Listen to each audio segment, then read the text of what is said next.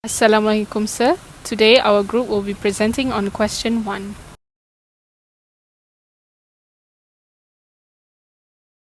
Okay, Assalamualaikum and a very good morning. I bid to Senasha and my fellow classmate.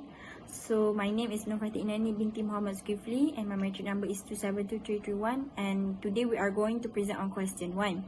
So the first issue found in Eric's case is whether his right of freedom from torture is being violated. There are several provisions applied for Eric's, which are Article 1 of the Convention Against Torture, where it can be adopted accordingly to Eric's circumstances since the article define torture.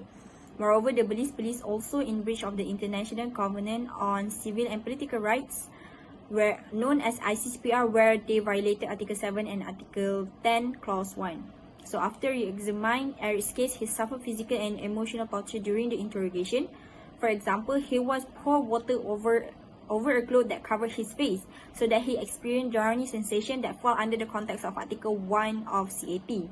In addition, in order to force a murder confession out of him, the Belize police also violated Article 7 of ICCPR since they inflicted injuries towards him.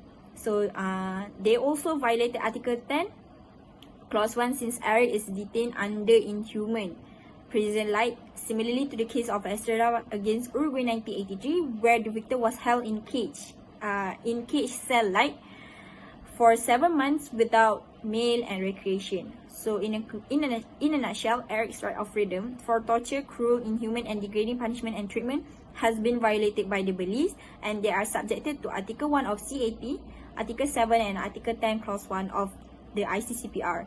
So that's all from me. I'm passing the floor to the next presenter. Thank you. The discussion will continue on the issues of the violation of Eric's rights to liberty. Article 9, Clause 1 of the International Covenant on Civil and Political Rights, ICCPR 1966, states that everyone has the right to liberty and security of person, and to not be subjected to arbitrary arrest or detention or deprivation of his liberty, except on such grounds and in accordance with such procedures as are established by law. In the case of Delgado against Colombia, the Human Rights Council provides the illustration where rights to security is actually independent to liberty. Therefore, we have distinguished that the issue in the present case is on Eric's rights to liberty instead of the rights to security that has been violated. The violation can be determined as in the wordings of arbitrary arrest or detention. According to the case of Van Alpen against the Netherlands, the Human Rights Council found that the terms must be interpreted broadly as it includes the elements of inappropriateness, injustice, and the lack of predictability. In the stated case, the HRC stated that the remand not only be lawful, but also must be reasonable and necessary. Now, since the state could not prove it to be of such, the HRC held them in violation of Article 9, Clause 1 of the ICCPR. Similarly, as in Eric's case, he was subjected to torture and inhumane treatment, such as being beaten, left to freeze, and given drowning sensations that was inappropriate, injustice, and lacked predictability.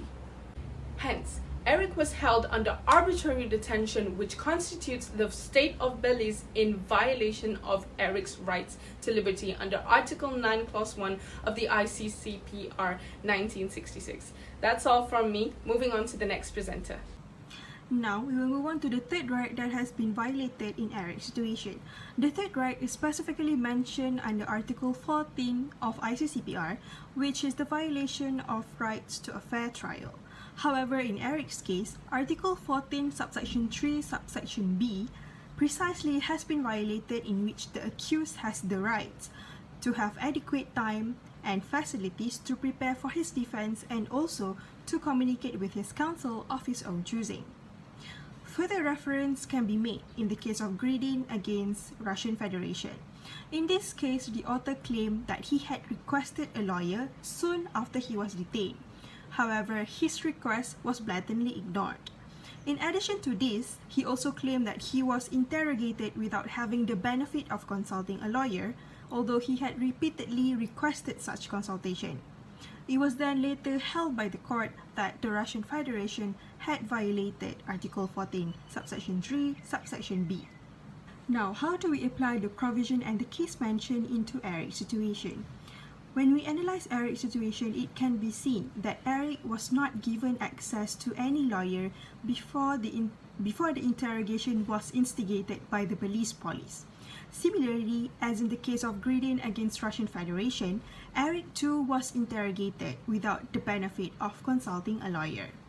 It was only after the interrogation had ended he was granted a lawyer appointed by Belize, but not by a legal counsel of his own choice.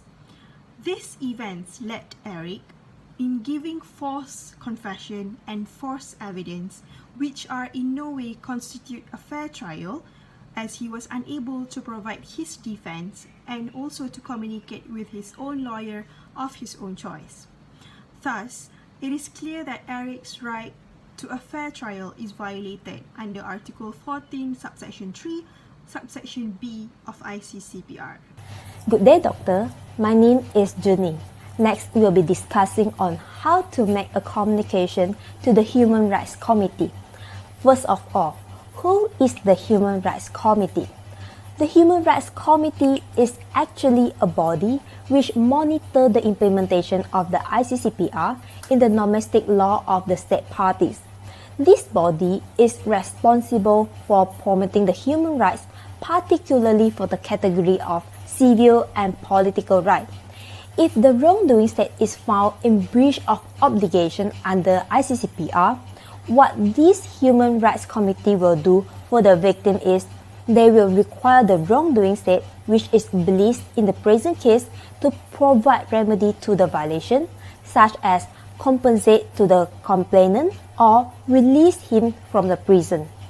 In addition, the wrongdoing state is also required to provide follow-up information on the remedy to the committee to ensure the human rights of the victim is protected. The decision made by the Human Rights Committee on the complaint as well as the follow-up activities will be paid to the public. Moving on how to make the communication. For the first step, we must ensure that the requirements are satisfied. Among the requirements are, first, the state must have ratified or has signed to be the party of the first optional protocol. Second, the complaint must be made by the victim of the human rights violation who has exhausted all the domestic remedies available to him. And third, the claim of violation must not be submitted to another mechanism, regardless of it is a treaty bodies mechanism nor a regional mechanism. When all these requirements are satisfied, then it will proceed to the step 2. Thank you. The second step is to write a complaint. It's also known as a communications or petitions. It must be written, signed, and submitted with the consent of the injured individual. It consists of, firstly, the basic informations like name, nationality, and the date of birth. And secondly, it has to specify the state which your complaint is directed to. And thirdly, the chronological order of the facts where your complaint is based on. And lastly, it shall include all the efforts that have been made to exhaust the local remedies. For example, attach the court decisions and a summary. You may click the model complaint form in the slide as a reference. There's another route for emergency procedures and invoked when there's a fear of irreparable harm, like imminent executions. You can request for the interim measures of the protections, which is to intervene and stop the imminent actions. The third step is the submission of the communications under Article 4, Section 1. Followingly, the Human Rights Committee will register the case, and the state is obligated to respond within 6 months. A reminder will be sent to the state if there's no responsive, and if there's no responsive at all, the committee will take the decisions based on the original case. Applying to current situations, Eric's is fall within the exceptions of the exhaustion of the local remedies, which is Eric's has no chance of success or the remedies would be unreasonably prolonged. And Beliz itself is a party of the first optional protocol. Hence, Eric has satisfied all the requirements and Eric's fathers can file the claim by a submissions of the written communications with the consent granted by Eric. So overall, Eric's father can make a complaint to the Human Rights Committee based on the violation of the Article 7, Article 9, and the Article 14 of the ICCPR.